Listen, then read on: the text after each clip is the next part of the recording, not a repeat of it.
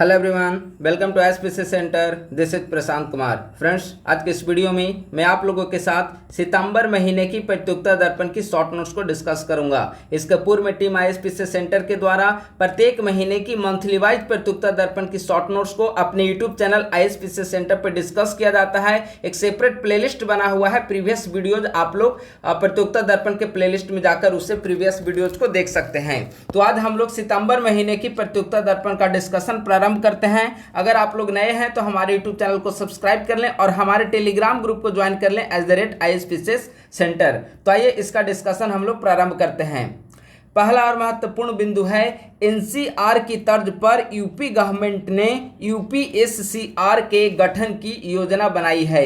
यूपीएससीआर का full form होगा Uttar Pradesh state capital region. जिस प्रकार से दिल्ली के आसपास के क्षेत्रों को दिल्ली एनसीआर के नाम से जाना जाता है, नेशनल कैपिटल रीजन के नाम से जाना जाता है, उसी प्रकार से उत्तर प्रदेश का जो राजधानी है लखनऊ के आसपास के बेल्ट को यूपीएससीआर के नाम से जाना जाएगा। इसमें बेसिकली मुख्य रूप से 6 जिले शामिल हैं। एक तो लखनऊ है, लखनऊ के अलावा 5 अन्य जिले शामिल हैं जिनमें हरदोई, सीतापुर, उन्नाव, रायबरेली और बाराबंकी शामिल है। ठीक है, यह बेसिकली इसका स्थापित करने का मुख्य उद्देश्य यह है ताकि जो लखनऊ में जो भार बढ़ता जा रहा है, चाहे वह पॉपुलेशन का हो या फिर वर्कफोर्स का हो, तो वह अन्य जो रीजन बनेगा एनसीआर टाइप का यूपीएससीआर, वहां पे उसको विस्थापित किया जा सके। ठीक है, तो आप लोग याद रखेंगे एनसीआर की तर्ज पर किस स्टेट गवर्नमेंट ने स्टेट कैपिटल रीजन के निर्माण की घोषणा की है, तो यूपी गवर्नमेंट ने।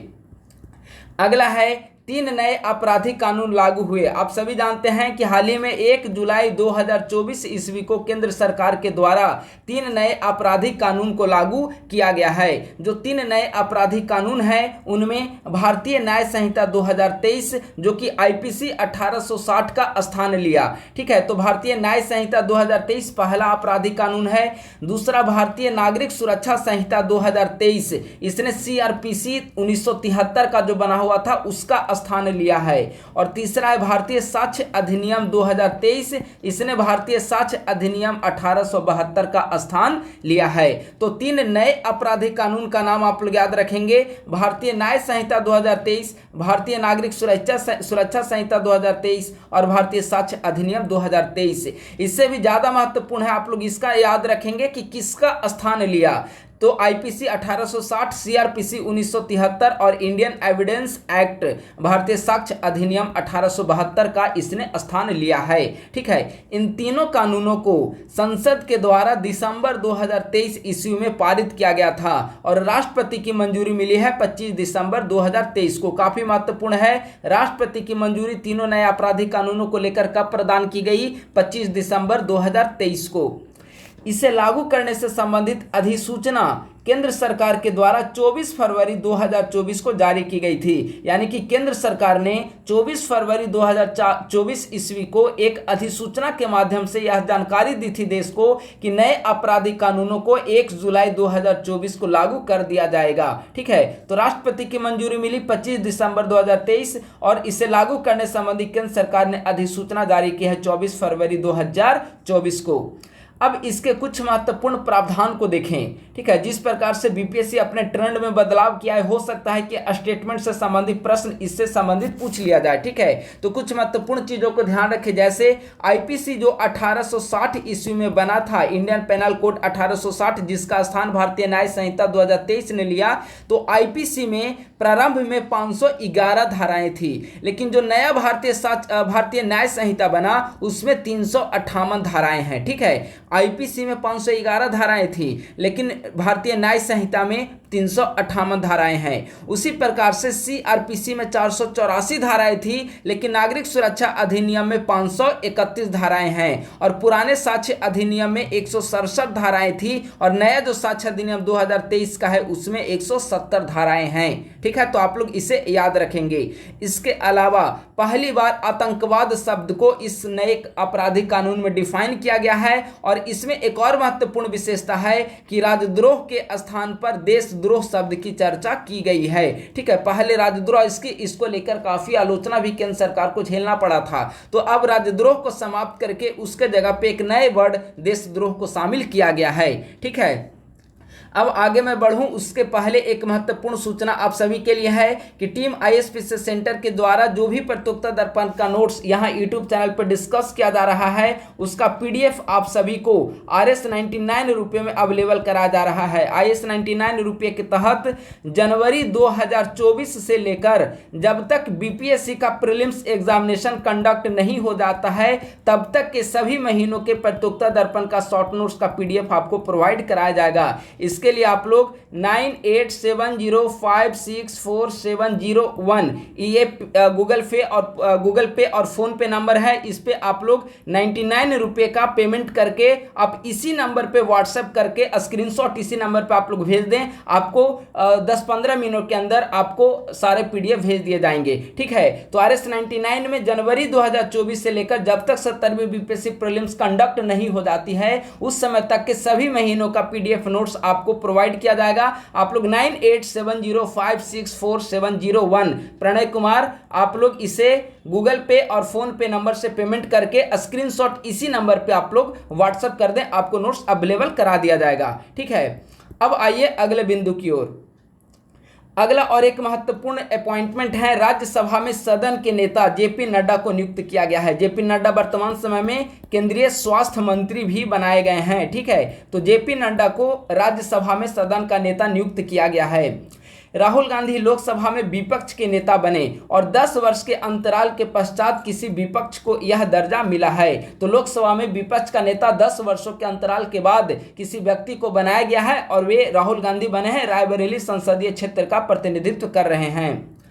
अगला और एक महत्वपूर्ण है सुप्रीम कोर्ट का जजमेंट। जो सुप्रीम कोर्ट का जजमेंट है वह भारतीय संविधान के आर्टिकल 341 से संबंधित है। सर्वोच्च न्यायालय ने हाल ही में जजमेंट में कहा है कि अनुसूचित जाति की सूचियों से छेड़छाड़ करने का अधिकार राज्यों को प्रदान नहीं किया गया है। यानी कि जो अनुसूचित जाति जो भी लिस्ट में शामिल कर दिया गया है इसमें से किसी भी जाति को हटाने का अधिकार और किसी भी नए कास्ट को शेड्यूल कास्ट के रूप में जोड़ने का अधिकार राज्यों को नहीं दिया गया है। यह अधिकार सिर्फ और सिर्फ माननीय राष्ट्रपति को प्रदान किया गया है या माननीय राष्ट्रपति गवर्नर के सलाह से ऐसा कर सकते हैं। ठीक है, लेकिन वाकया क्या हुआ है कि 2015 ईस्वी में बिहार सरकार ने तांती तत्वा जाति को ईबीसी से हटाकर शेड्यूल कास्ट की सूची में 5 सवारी पनर के साथ विलय करके जोड़ दिया था। यानी कि 2015 ईस्वी में बिहार सरकार को अपनी शक्तियों का ज्ञान था कि कोई भी राज्य सरकार आर्टिकल 341 के तहत किसी भी नई जाति को शेड्यूल कास्ट में नहीं जोड़ सकती और नहीं वहां से शेड्यूल कास्ट की लिस्ट से उसे हटा सकती है। यह अधिकार सिर्फ और सिर्फ राष्ट्रपति और माननीय गवर्नर की सहमति से राष्ट्रपति को प्रदान की गई है। लेकिन इसके बावजूद 2015 ईस्वी में बिहार सरकार के द्वारा तांतवी तंतवा जाति को ईबीसी की सूची से हटाकर एससी की सूची में शामिल कर दिया गया और इसी से संबंधित सुप्रीम कोर्ट का जजमेंट हाल ही में आया है और सुप्रीम कोर्ट ने इस बिहार सरकार के इस निर्णय को पूरी तरीके से असंवैधानिक करार दिया है और कहा है माननीय सर्वोच्च न्यायालय ने कि अनुसूचित जाति की सूचियों से छेड़छाड़ करने का अधिकार किसी भी राज्य को प्रदान नहीं किया गया है। तो आप लोग एक बार संविधान के आर्टिकल 341 को अच्छे तरीके से पढ़ लेंगे। इसके जितने क्लॉज हैं उन सभी क्लॉज को भी अच्छे तरीके से आप लोग पढ़ लेंगे। अगला है राष्ट्रपति भवन के 2 महत्वपूर्ण हॉलों दरबार हॉल और अशोक हॉल का नाम बदलकर गणतंत्र मंडप और अशोक मंडप कर दिया गया है। यानी कि दरबार हॉल का नाम बदलकर गणतंत्र मंडप कर दिया गया और अशोक हॉल का नाम बदलकर अशोक मंडप कर दिया गया है। तो याद रखेंगे, दरबार हॉल का नाम बदलकर गणतंत्र मंडप और अशोक हॉल का नाम बदलकर अशोक मंडप कर दिया गया है। अगला है असम का मोईदम यूनेस्को की विश्व विरासत स्थल में शामिल हुआ है और असम का मोईदम यूनेस्को की विश्व धरोहर सूची में शामिल होने वाला भारत का 43वां स्थल बना है। अब सवाल है कि आखिर मोईदम क्या है और यहीं से सवाल बीपीएससी में पूछे जाएंगे। मोईदम क्या है? तो मोईदम अहोम राजवंश की टीलेनुमा दफन प्रणाली है। अहोम राजवंश ने भारत के किस राज्य में शासन किया है? तो पूर्वोत्तर में भारत का जो असम बेल्ट है वर्तमान समय का, असम में अहोम राजवंश ने शासन किया है और अहोम राजवंश के जो शासकों की टीलेनुमा दफन प्रणाली है उसे मोईदम के नाम से जाना जाता है और मोईदम भारत का 43वां विश्व विरासत स्थल में शामिल किया गया है। यह निर्णय यूनेस्को की विश्व धरोहर समिति के नई दिल्ली में 21 से 31 जुलाई को आयोजित 46वें सत्र में लिया गया है। यानी कि हाल ही में यूनेस्को के 46वें सत्र की बैठक नई दिल्ली में किया गया है 21 से 31 जुलाई 2024 के मध्य। इसी बैठक में यह निर्णय लिया गया है कि असम का मोईदम अब यूनेस्को की विश्व धरोहर सूची में शामिल किया जाएगा और ऐसा भारत का 43वां स्थल बना। जो भारत के 43 स्थल इसमें शामिल है विश्व विरासत स्थल में, उनमें से 35 जो है वह सांस्कृतिक क्षेत्र से संबंधित हैं, 7 प्राकृतिक क्षेत्र से और एक मिश्रित स्थल के रूप में शामिल किया गया है। अब सवाल यहाँ पर यह भी आपको जानना है कि आखिर वे 35 स्थल कौन कौन से हैं। आपसे हो सकता है पूछ लिया जाए कि निम्नलिखित में से कौन सा स्थल यूनेस्को की विश्व धरोहर सूची में शामिल नहीं है। तो कम से कम आप लोग 2 से 3 बार या जितनी बार सक्षम हो पाए आप लोग इन 35 सूचियों को एक बार अच्छे तरीके से देख लें। तो मैं यहाँ पर 35 जो सूची है उसको मैं यहाँ पर स्क्रीन पे दिखा दे रहा हूं। जो भी पेड बैच का स्टूडेंट है उनको पीडीएफ दिया जाएगा, उसमें ये इंक्लूडेड रहेगा, ठीक है। तो पेड बैच वालों को मिल जाएगा और जो नोट्स हमारा परचेज नहीं कर पा रहे हैं वे इसे स्क्रीन को एक बार देकर आप लोग काम चला लें। जो विश्व विरासत सूची में जो 43 स्थल भारत में शामिल हैं उनमें सांस्कृतिक में हमने बताया कि 35 स्थल है, ठीक है। यहाँ पे देखिए दिया गया है कि किस वर्ष शामिल किया गया है, यहाँ पे वर्ष दिया गया है सारा, ठीक है। और स्थल कहाँ अवस्थित है वो ब्रैकेट में दिया गया है। तो आपको जो पीडीएफ मिलेगा पेड बैच वालों को, तो आप लोग पीडीएफ के जरिए अच्छे तरीके से आप लोग याद कर लेंगे या प्रिंट निकाल कर आप लोग बारंबार देखेंगे तो चीजें याद हो जाएगी। जो सांस्कृतिक स्थल है उसमें आगरा का किला है, ठीक है। उत्तर प्रदेश में आगरा का ताजमहल है, महाराष्ट्र के अजंता की गुफाएं हैं, एलोरा की गुफाएं हैं, उड़ीसा का सूर्य मंदिर है, तमिलनाडु का महाबलीपुरम स्थित स्मारक समूह है, गोवा का चर्च एंड कॉन्वेंट है, मध्य प्रदेश का खजुराहो स्थित स्मारक समूह है, कर्नाटक का हम्पी स्मारक समूह है, उत्तर प्रदेश आगरा स्थित फतेहपुर सिकरी, महाराष्ट्र का एलिफेंटा की गुफा, तमिलनाडु का बृहदेश्वर मंदिर, ये सभी सांस्कृतिक स्थल में शामिल हैं। कर्नाटक का पट्टाकडल स्थित स्मारक समूह हो गया, मध्य प्रदेश का सांची बौद्ध स्मारक है, दिल्ली का हिमायू का मकबरा है, दिल्ली का कुतुब मीनार है, Darjeeling Himalayan railway mount railway है, ठीक है। बिहार का बोध गया, देखिए यह महत्वपूर्ण है, बिहार का बोध गया 2002 में शामिल किया गया है, बोध गया स्थित महाबोधि मंदिर। फिर मध्य प्रदेश का भीमबेटका गुफा है, महाराष्ट्र का छत्रपति शिवाजी टर्मिनल है, गुजरात का चंपानेर पावागढ़ आर्कियोलॉजिकल पार्क है, दिल्ली का लाल किला शामिल है, ठीक है। ये सभी सांस्कृतिक स्थल में शामिल हैं। इसके बाद देखिए राजस्थान का जंतर मंतर है, फिर राजपूताना शैली के 6 किले राजस्थान के हैं, फिर रानी की वाव यह गुजरात में स्थित है, बिहार का नालंदा महाविहार 2016। देखिए बिहार में 2 स्थल शामिल हैं, एक हमने बताया 2002 में महाबोधि मंदिर और 2016 में नालंदा महाविहार, इन दोनों को आप लोग याद रखेंगे। चंडीगढ़ का कैपिटल कॉम्प्लेक्स है, अहमदाबाद है, फिर मुंबई की विक्टोरियन गोथिक संरचनाएं हैं, जयपुर सिटी भी है, तेलंगाना का काकतीय रुद्रेश्वर मंदिर भी है, गुजरात का हड़प्पा कालीन धौलावीरा है, पश्चिम बंगाल का शांति निकेतन, कर्नाटक का होयसल का पवित्र मंदिर समूह है और मोईदम जिसे अभी हाल ही में शामिल किया गया 35वां सांस्कृतिक स्थल, ठीक है। तो सांस्कृतिक स्थल में 35वां स्थल है, लेकिन ओवरऑल यूनेस्को विश्व विरासत सूची में 47वां है। अब वो तो सांस्कृतिक हो गया। अब अगर प्राकृतिक देखें तो प्राकृतिक में 7 है, काजीरंगा असम का है, मानस वन्यजीव अभयारण्य असम का है, केवलादेव राष्ट्रीय पार्क राजस्थान का है, सुंदरवन पश्चिम बंगाल का, नंदा देवी उत्तराखंड का, पश्चिमी घाट या मुख्यतः केरल में सह्याद्री पर्वत, ठीक है, ग्रेट हिमालयन नेशनल पार्क और मिश्रित में एक शामिल है कंचनजंगा राष्ट्रीय पार्क सिक्किम में, ठीक है। तो ये 43 जो है विश्व धरोहर स्थल हैं, इसे आपको अच्छे तरीके से याद कर लेना है। अब हम लोग आगे की ओर बढ़ते हैं। हाल ही में चर्चा में रहा जोरावर क्या है, तो जोरावर है स्वदेशी टैंक का नाम है जोरावर। दुर्गम पहाड़ी पर तैनाती के लिए देश में निर्माणाधीन टैंक को जोरावर नाम दिया गया है। इसका हालिया परीक्षण गुजरात में L&T लार्सन एंड ट्रूबो कंपनी के हजीरा स्थित संयंत्र में किया गया है। तो जोरावर आप लोग याद रखेंगे चर्चा में क्यों रहा है, तो एक स्वदेशी टैंक है। अगला है चर्चा में रहा अभ्यास क्या है। अभ्यास विभिन्न मिसाइल प्रणालियों के मूल्यांकन के लिए टारगेट के रूप में इस्तेमाल किया जाने वाला एक विमान है और इसका हालिया परीक्षण उड़ीसा के चांदीपुर में किया गया है। तो अभ्यास का हालिया परीक्षण कहां पर किया गया, उड़ीसा के चांदीपुर में।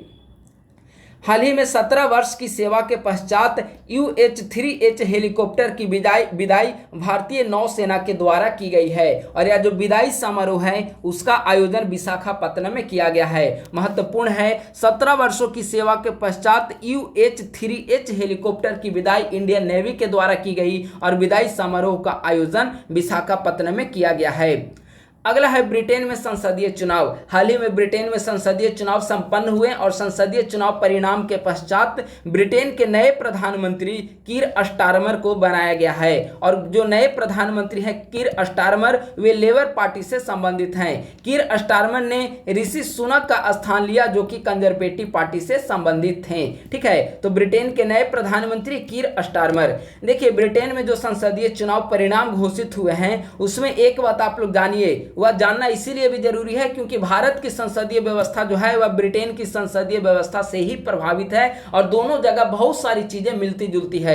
ब्रिटेन में संसद में देखेंगे तो कुल 650 सीटें हैं। इन 650 सीटों में से लेबर पार्टी को 411 सीटें प्राप्त हुई है और वहां पर कीर स्टारमर लेबर पार्टी के जो कि मेंबर हैं, कीर स्टारमर नए प्रधानमंत्री बने हैं। तो 14 वर्षों के बाद लेबर पार्टी की वहां पर सत्ता में वापसी हुई है और वहां के नए प्रधानमंत्री का शपथ ग्रहण 5 जुलाई 2024 ईस्वी को हुआ है। एक और खास बात है कि ब्रिटेन के नए संसदीय चुनाव में भारतीय मूल के 26 उम्मीदवार निर्वाचित हुए हैं और इसके पश्चात वहां पर ब्रिटेन में पहली वित्त मंत्री ब्रिटेन में पहली महिला, यहां पर जोड़ लीजिएगा, महिला छूट गया है। ठीक है, ब्रिटेन में पहली महिला वित्त मंत्री राचेल रिव्स को बनाया गया है। ठीक है, तो यह महत्वपूर्ण है, ब्रिटेन की पहली महिला वित्त मंत्री किसे बनाया गया? राचेल रिव्स को बनाया गया है और भारतीय मूल के 26 उम्मीदवार वहां पर जीत दर्ज किए हैं। और अभी मैं पिछले महीने जब जुलाई की करंट अफेयर बिहार का डिस्कस कर रहा था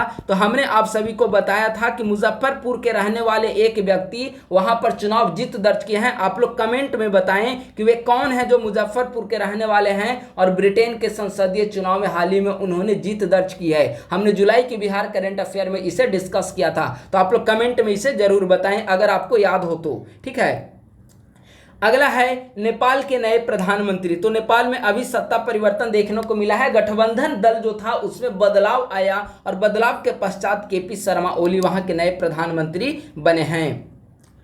अगला है, हाल ही में अमेरिकी राष्ट्रपति उम्मीदवार डोनाल्ड ट्रंप पर जानलेवा हमला हुआ है। उस समय जिस समय डोनाल्ड ट्रंप पर हमला हुआ वे कहां पर रैली को संबोधित कर रहे थे? यह मोस्ट इंपॉर्टेंट क्वेश्चन है। ठीक है, इसी तरह के सवाल पूछे जाते हैं क्योंकि अक्सर हम लोग ध्यान दे देते हैं कि डोनाल्ड ट्रंप पर हमला हुआ, गोलीबारी की गई, लेकिन यह ध्यान नहीं देते कि वे उस समय कहां पर रैली को संबोधित कर रहे थे। ठीक है, तो यह महत्वपूर्ण है, पेंसिल्वेनिया प्रांत के बटलर शहर में वे रैली को संबोधित कर रहे थे, तो यह महत्वपूर्ण है, आप लोग याद रखेंगे।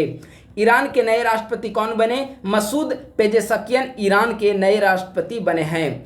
अगला है, भारतीय प्रधानमंत्री की रूस एवं ऑस्ट्रिया दौरा। रूस यात्रा हुई है 8 से 9 जुलाई 2024 और ऑस्ट्रिया दौरा हुआ है 9 से 10 जुलाई 2024। रूस का दौरा इसीलिए महत्वपूर्ण है क्योंकि लगातार तीसरी बार प्रधानमंत्री पद की शपथ लेने के बाद भारतीय प्रधानमंत्री की पहली द्विपक्षीय यात्रा हुई है। इसके पूर्व में प्रधानमंत्री पद की शपथ लेने के बाद वे इटली की यात्रा पर गए, लेकिन इटली की यात्रा द्विपक्षीय यात्रा नहीं थी, वह G7 के समिट में भाग लेने के लिए गए थे।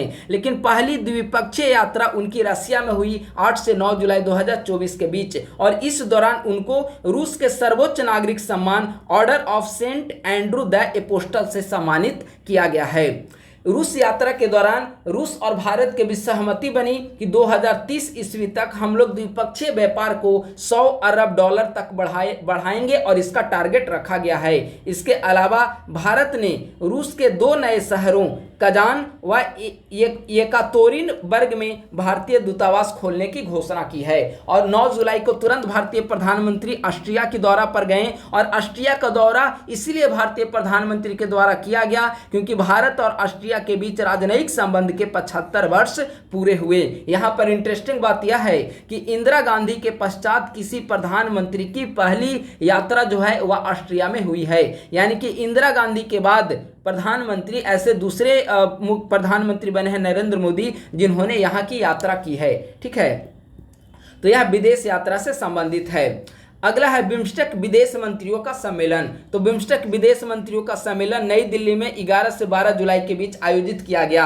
बिम्स्टेक के बारे में थोड़ा जानकारी ले लीजिए। बिम्स्टेक का पूरा नाम क्या है? Bay of Bengal initiative for multi sectoral technical and economic cooperation. BIMSTEC के अगर सदस्य देश देखा जाए तो भारत, म्यांमार, भूटान, नेपाल, श्रीलंका, म्यांमार और थाईलैंड, ये सदस्य हैं बिम्स्टेक के। भारत, बांग्लादेश, भूटान, नेपाल, श्रीलंका, म्यांमार और थाईलैंड। तो आप लोग याद रखेंगे बिम्स्टेक।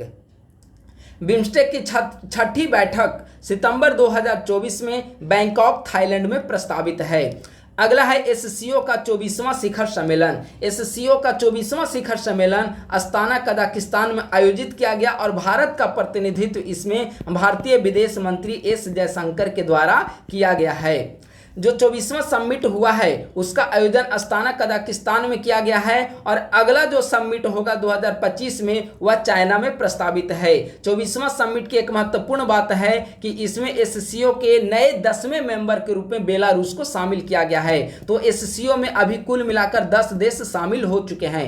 थोड़ा सा एससीओ की बैकग्राउंड हम लोग देख लें तो एससीओ प्रारंभ में संघाई 5 के नाम से जाना जाता था। संघाई 5 का गठन अप्रैल 1946 ईस्वी में किया गया था। संघाई 5 इसीलिए नाम दिया गया क्योंकि इसमें 5 सदस्य देश शामिल थे। उन 5 देशों में रशिया, चाइना, किर्गिज़स्तान, कजाकिस्तान और ताजिकिस्तान शामिल था। ठीक है, और इसमें 15 जून 2001 ईस्वी को उज्बेकिस्तान शामिल हुआ। संघाई 5 में उज्बेकिस्तान के शामिल होते ही संघाई 5 का नाम बदलकर एससीओ कर दिया गया। यानी कि एससीओ नाम कब किया गया है? 15 जून 2001 को। उसके पहले वह संघाई 5 के नाम से जाना जाता था। ठीक है, तो यहां तक हो गए 6 मेंबर। इसके बाद 2017 ईस्वी में 2 और मेंबर जुटे, वे भारत और पाकिस्तान थे। ठीक है, तो 6 मेंबर यहां से था और 6 मेंबर के बाद भारत पाकिस्तान ऐड हुआ तो हो गए एससीओ के 8 मेंबर। 2023 में ईरान नए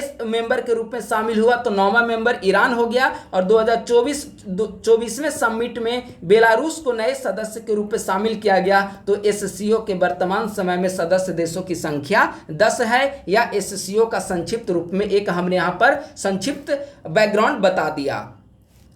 अगला है रक्षा उत्पादन। देखिए, रक्षा उत्पादन में काफी तेजी से बढ़ोतरी देखने को मिली है और ऐसा कहा जा रहा है विशेषज्ञों के द्वारा कि आने वाले समय में भारतीय अर्थव्यवस्था का एक प्रमुख स्तंभ जो होगा वह रक्षा क्षेत्र होगा। क्यों? क्योंकि रक्षा क्षेत्र में उत्पादन में वृद्धि देखने को मिल रही है और अगर उत्पादन में वृद्धि होगा तो निर्यात में वृद्धि होगा। निर्यात में वृद्धि होने से हमें विदेशी मुद्रा की प्राप्ति होगी।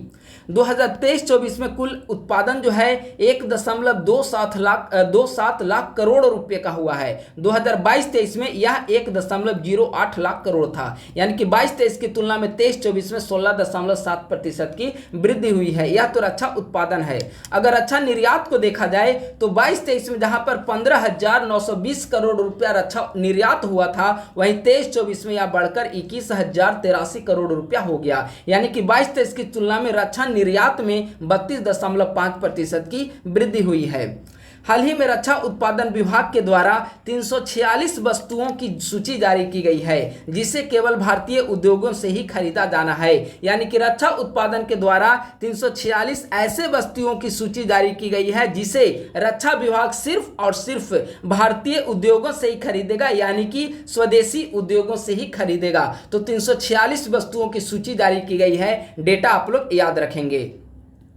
अब आइए प्रमुख उत्पादक देश। जूट का प्रमुख उत्पादन बंगाल, बिहार और असम ये टॉप 3 कंट्री हैं, टॉप 3 स्टेट हैं। अगर कपास का उत्पादन देखा जाए तो कपास का सबसे ज़्यादा उत्पादन गुजरात में होता है, दूसरे नंबर पर महाराष्ट्र। गन्ना का सबसे ज़्यादा उत्पादन उत्तर प्रदेश और दूसरे नंबर पर महाराष्ट्र। एक यहाँ पर इंटरेस्टिंग बात है कि अगर चीनी का उत्पादन होगा तो चीनी का सबसे ज़्यादा उत्पादन महाराष्ट्र में होता है, लेकिन अगर गन्ना पूछा जाएगा तो गन्ना का सबसे ज़्यादा उत्पादन उत्तर प्रदेश में होता है। ठीक है, और मूंगफली का सर्वाधिक उत्पादन गुजरात, दूसरे नंबर पे है राजस्थान। एक बार फिर से देख लीजिए, जूट का सर्वाधिक उत्पादन बंगाल, बिहार, कपास का गुजरात, महाराष्ट्र, गन्ना का उत्तर प्रदेश, महाराष्ट्र, मूंगफली का गुजरात और राजस्थान।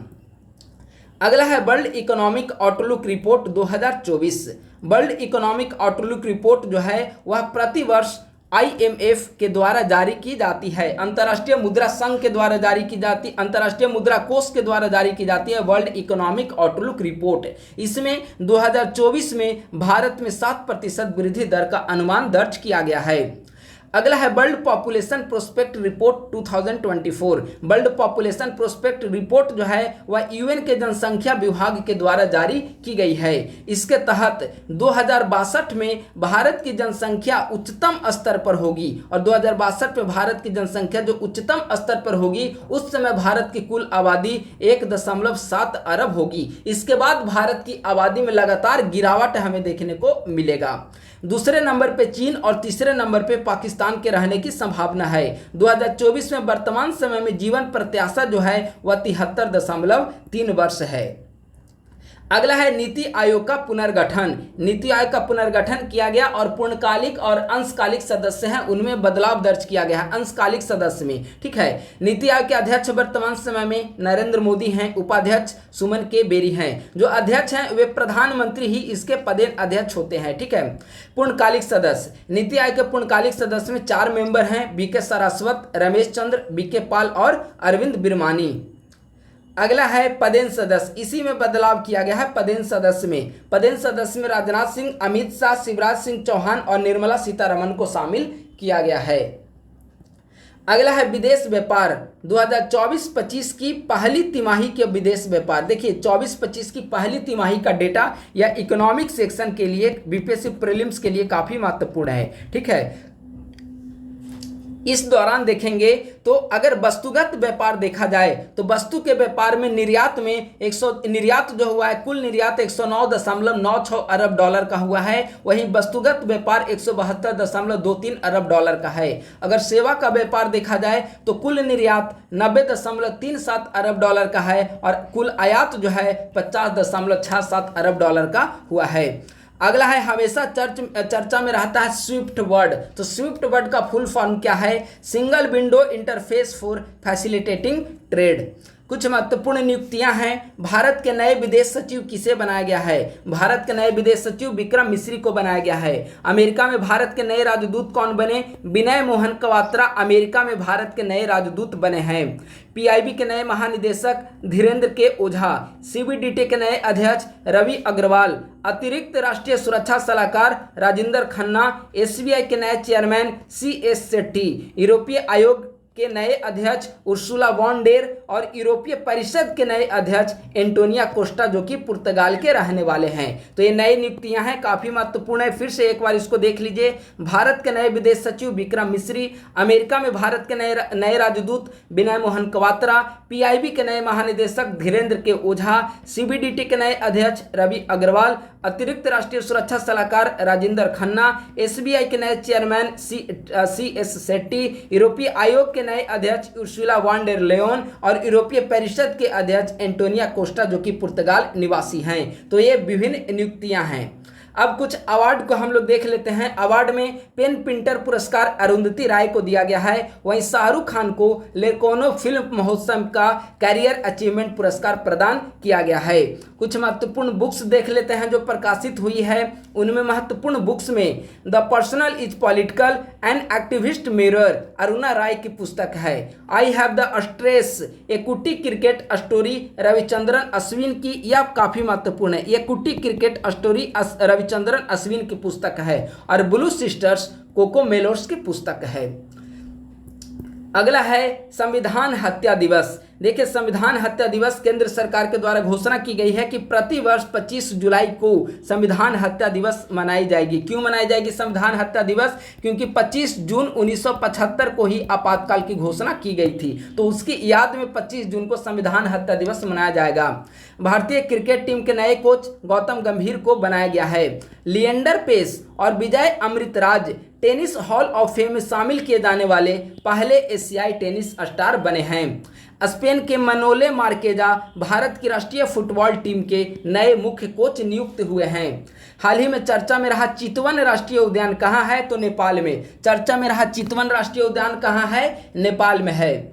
नाटो 2024 में नाटो की बैठक कहाँ पर हुई? वाशिंगटन डीसी में। और COP29 अजरबैजान बाकू में आयोजित की जाएगी कॉप 29 बाकू अजरबैजान में। अगला है भारत का पहला अंतर्राष्ट्रीय जैन एआई कॉन्क्लेव किस राज्य में आयोजित किया गया है? तो भारत का पहला अंतर्राष्ट्रीय जैन एआई कॉम्प्लेक्स का आयोजन जो है, कॉन्क्लेव का आयोजन केरला में किया गया है। राष्ट्रीय क्वांटम मिशन को केंद्रीय मंत्रिमंडल के द्वारा किस अवधि के लिए 6003 करोड़ की लागत से अनुमोदित किया गया है? तो 2023-24 से 2030-31 तक की अवधि के लिए राष्ट्रीय क्वांटम मिशन को मंजूरी की गई है और इसका बजटीय आवंटन 6003 करोड़ रुपये है। प्रोजेक्ट नेक्सस, जिसका भारत संस्थापक सदस्य और प्रथम प्रस्तावक देश है, उसमें आसियान के कितने देश शामिल हैं? तो आसियान के 4 मेंबर शामिल हैं, मलेशिया, सिंगापुर, फिलीपींस और थाईलैंड।